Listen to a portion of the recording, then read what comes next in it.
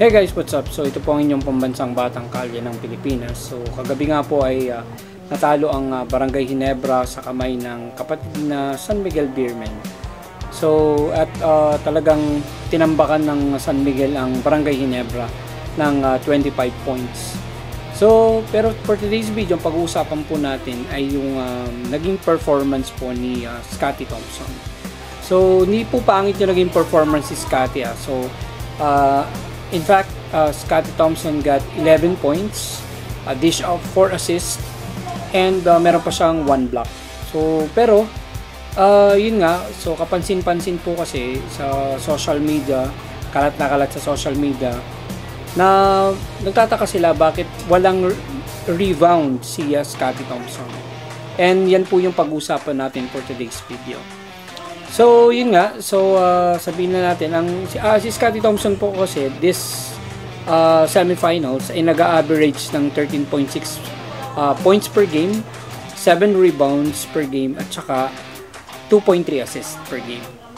And, of course, kapansin-pansin nga po na bakit walang rebound si Scottie Thompson sa game number 4 ng semifinals. And bakit din ito ay big deal sa mga kabarangay natin. So, of course, nasanay po kasi tayo na si Scottie Thompson po kasi is talagang rebounding machine. So, I mean, yung work ethics niya, yung mataas siyang tumalon, sobrang athletic ni Scottie Thompson, tsaka yung timing niya sa bola. So, sobrang ganda ng kanyang timing sa bola.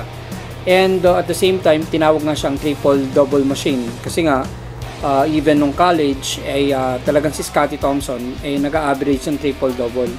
Tapos nagawa rin niya sa PBA. So I mean, sa PBA, hindi ako sure, pero ang alam ko si Scottie Thompson ay yung may pinakamaraming triple-double sa kasaysayan sa PBA. So, pero yun nga, may mga rason pa rin kung bakit hindi nakakuha ng even a single rebound si Scottie Thompson. At yan yung tatalakayin natin for today's video. So, meron po akong tatlong rason at ito po ay base lamang sa aking observation at saka analyzation at saka opinion na rin kung bakit hindi nakakuha ng ni single rebound si Scottie Thompson. So, unahin na natin. So, it's because dun sa mga kasabay niya. So, of course, yung basketball talaga is land of a big man na kumbaga yung alam natin na pagka may mga malalaking manlalaro ay mahirapan tayo, lalo yung nilalaro natin ni guard. So Scottie Thompson po kasi is a combo guard.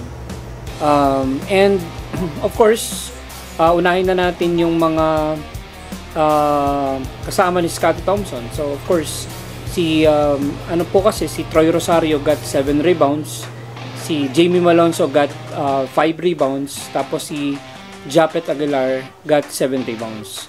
Tapos, kung isasama natin yung kalaban naman ni Scottie, of course, yung best rebounder sa San Miguel, walang iba kundi si 8-time MVP na si Junmar Fajardo. So, domininder si Junmar, pero alam naman natin ang capability ni Junmar na rebound. So, in fact, Junmar got 19 rebounds. So, 6 doon offensive rebounds, 13 doon defensive rebounds. So, yun yung mga kaagaw ni Scottie Thompson. So, kaya hindi masyadong makarebound si Scottie. So, pero siyempre sasabihin ng ating mga kabarangay na talaga naman yun ang usual number ni Junmar Fajardo at nakaka-rebound pa rin si Scottie. So, of course, it's okay. It's a factor na maaari pa rin natin sabihin na nangyayari talaga yon. So, pero yon isa sa mga factor na naka-apekto. So, pangalawa, so sabihin na natin yung pangalawa. Ang pangalawang nakikita po natin is it's because dun sa shooting percentage. So of course, hindi talaga makaka-rebound si Scottie kasi kung parating sumushoot yung tira ng San Miguel. So in fact, San Miguel got 39 converted shot out of 80. So almost 50%. And of course, kung mimintes naman ng San Miguel, nandiyan naman yung offensive rebounder na katulad ni Junmar Fajardo nga. So, of course, yun yung mga factor. So, kaya maaaring hindi nakakuha ng rebound si Scottie Thompson dahil nga sa kung lalo't pumapasok yung tira ng San Miguel. Nakita nyo naman yung ball movement ng San Miguel. In fact, yung San Miguel ang sa assist factor na madalas pinaghaharian ng Ginebra, pero ang San Miguel this game number 4 ang nanguna. So actually lahat ng department, scoring, rebounding, assist, steals, blocks, even points of turnover, even fast break points, even starter, bench points, yan, kinuha lahat ng San Miguel sa game number 4. So yun.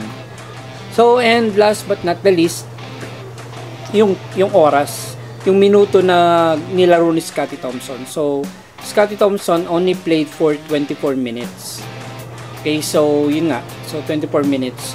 Kaya yung most nung kumbaga yung buong fourth quarter hindi po pinasok ni coach Tim kung si Scottie. So hindi lang naman si Scottie kundi lahat ng starters niya. So may ganun kasi talagang coaching style si Scottie, si coach Tim, na kapag nakikita niya na walang nangyayari dun sa starter niya ay talagang binabangko niya. Ginawa na rin niya noon sa Alaska nung sina Jolas, even sina Duremdes, even sina Johnny Abarian. Binabangko niya yan kapag wala siyang nakikitang positive thing.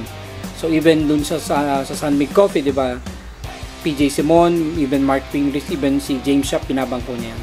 So si Scottie Thompson, tsaka yung starter, tanging si Jamie Malonzo lang yung talagang pinalaro ni Coach Tim Cone ng fourth quarter.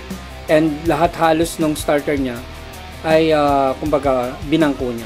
So isa sa mga factor is of course yung minuto. So paano ka naman makaka-rebound kung yung buong oras mo halos nasa bench ka. So kalahati ng oras ng laro, of course 48 minutes diba yung laro. So pero yung 24 minutes ka lang nakalaro, of course marami ring factor na isa rin sa factor na maaaring maka-apekto kung ba't hindi naka-rebound si Scottie Thompson.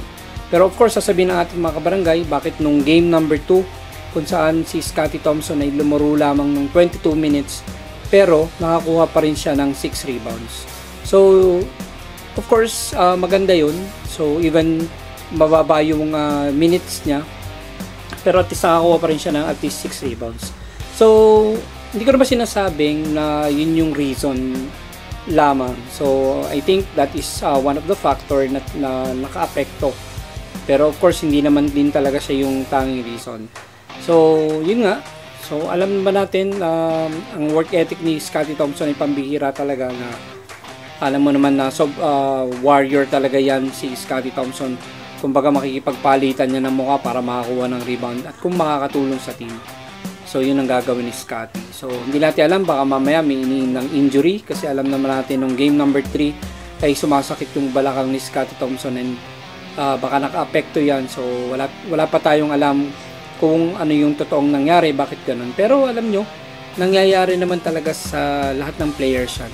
May tinatawag tayong off night. So hindi lang naman ang off night ay sa scoring. So of course even sa assist, even sa rebounds, yun.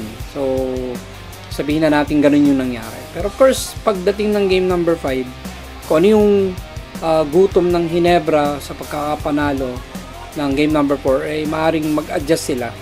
And yun nga, I believe na hindi naman mabobo kaya si Scottie Thompson pagdating sa rebound sa game number 5. So yun lang muna for today's video, at maraming salamat sa panonood. Mabuhay kayo lahat. Peace.